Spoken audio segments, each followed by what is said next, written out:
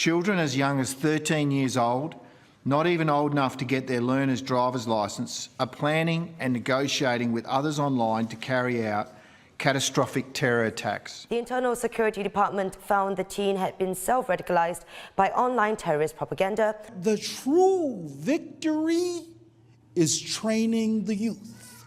I want our children to understand this well. The non-Muslims are the enemies of Allah. The boy believed armed violence and even killings were permissible against disbelievers. The victory of all victories is training the youth. Human pillars. News of the terror attacks on the Boston Marathon. Here in Hong Kong and across China, the Boston Marathon blasts have been widely reported. Of course, the bombings are a topic in this country as well. South Koreans are paying their respects to the victims of the Boston Marathon bombings. By morning, they're being identified as brothers Dzhokhar and Tamerlan Tsarnaev.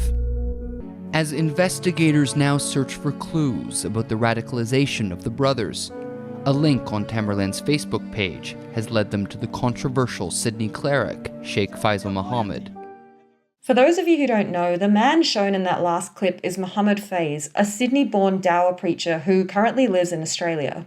Muhammed Feiz has gained attention over the years for preaching what many believe to be extremist views. He's been known for publicly calling for the beheading of a Danish politician, has publicly called Jewish people pigs, and he's more infamously known for producing and distributing a set of DVDs several years ago where he called for children to be offered as martyrs of Islam and referred to children as soldiers defending Islam. He's also been identified as a mentor for convicted known terrorists like Mohammed El-Amar. According to El-Amar's own father, Feiz played a massive role in his son's radicalisation, which eventually led to him committing acts of terror. Unfortunately, El-Amar isn't the only known associate of Feiz who went on to commit terrorist acts. Another one of his students, Ahmad El-Amar, was arrested in Lebanon for terrorism-related offences, while another one of his followers, Wasim Fayyad, a man who labelled Osama bin Laden as a soldier of God, was convicted after he lashed a man 40 times in Sydney, Australia, simply for drinking alcohol. Feiz Muhammad's now regularly uploading content right here on YouTube. His channel features hit favourites like Don't Let the Filthy Western Culture Influence You, and The Victory Over the Kuffar is in Our Hands.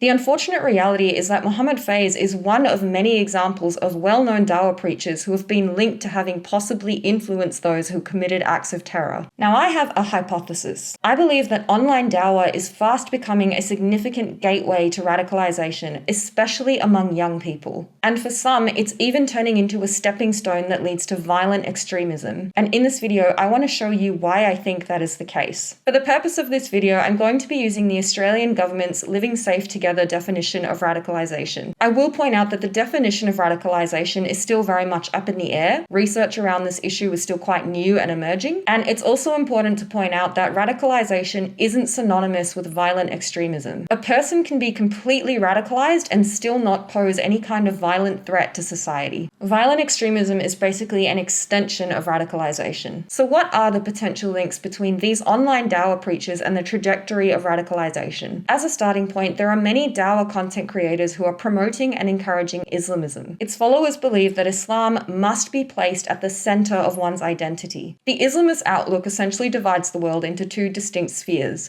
Muslims and the others. And we see this division encouraged on many Dawah channels all the time. In my opinion, the people who encourage Islamism fall under the category of ideological extremism. We already know that the internet has long been used by terror groups like ISIS to recruit and radicalize people online, including children. But nowadays, we also have what some people might refer to as mainstream Dawah influences. In my view, I feel like these people tend to romanticize Islam significantly. If we look at people like Ali Dawah, Muhammad Hijab, Daniel Hakikachu, these guys will proudly and publicly encourage very dangerous extremist views. Things like executing apostates and gay people. The capital punishment in Islamic law would be applied to you. We have no doubt, and we're proud of that. And yes, in Islam, we do not hide from the fact that homosexuality under the Sharia is punishable by death. Or marrying children. If my daughter reached the age of menstruation, 9 years old, I would say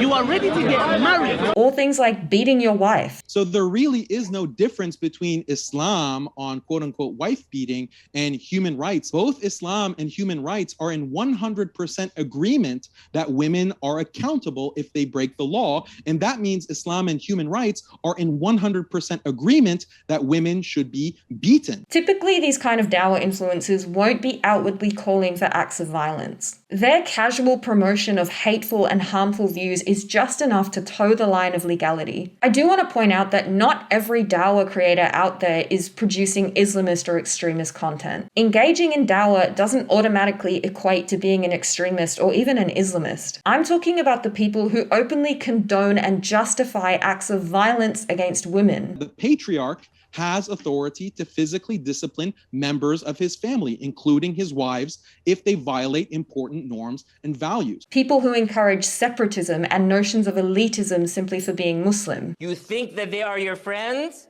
No, they're the enemies of Allah. Islam teaches us that Islam is supreme. You ally with the believers. I never ever ally with the kuffar. I never ever hand over a Muslim to the kafir. Let the kafir go to hell. You think that they want good for you? I already told you what Allah Jalla wa Ala said. Never will they be pleased with you. Congratulating them is more severe and hated by Allah than congratulating someone for drinking khamr or for committing murder or committing adultery and so on. That is what I consider to be dangerous and problematic. When I first started talking about Islam publicly, I have to say that it really shocked me how cruel and sadistic people could be simply because someone was criticizing their religion. But I think the bit that shocked me more than anything else was realizing that the vast majority of these people were minors. So unfortunately, it really didn't surprise me when in 2022, ASIO released a statement saying that the amount of kids becoming radicalized is increasing while the age of these kids is decreasing. At the moment, young people are making up 15% of ASIO's counterterrorism caseload, whereas several years ago, they were only making up 2% of it. And one of the most sickening parts about it is that ASIO has identified that younger people tend to be a lot more intense with their extremism and even take up leadership positions.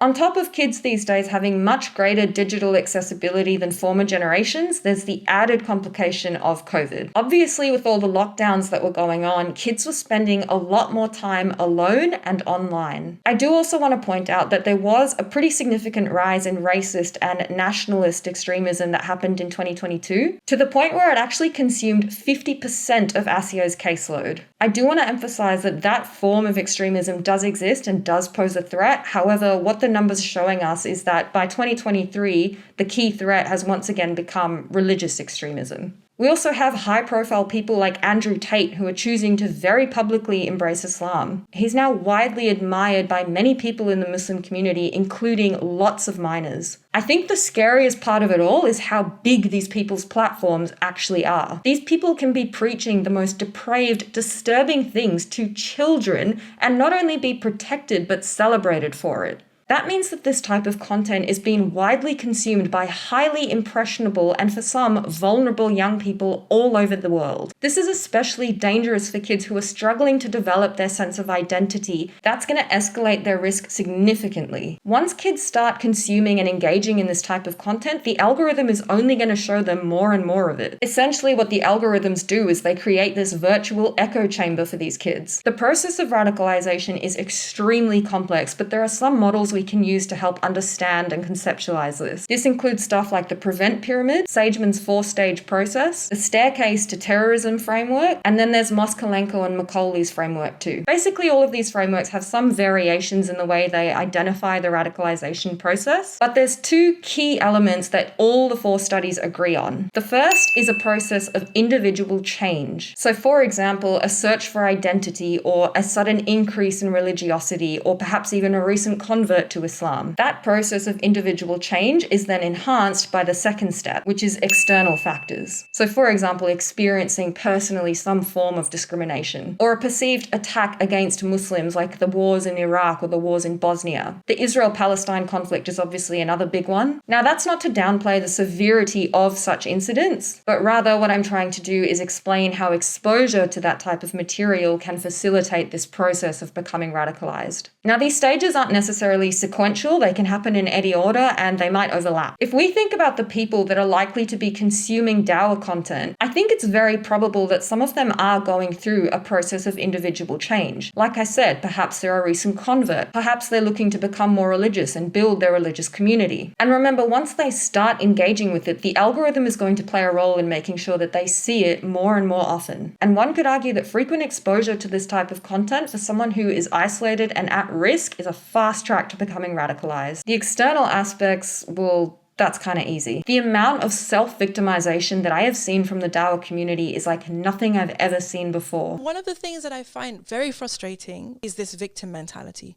It's this victim mindset. The man, the system, the kuffar, the whatever, right? Oh, a man was beheaded over cartoons of Muhammad? Well, obviously Muslims are the victim of that.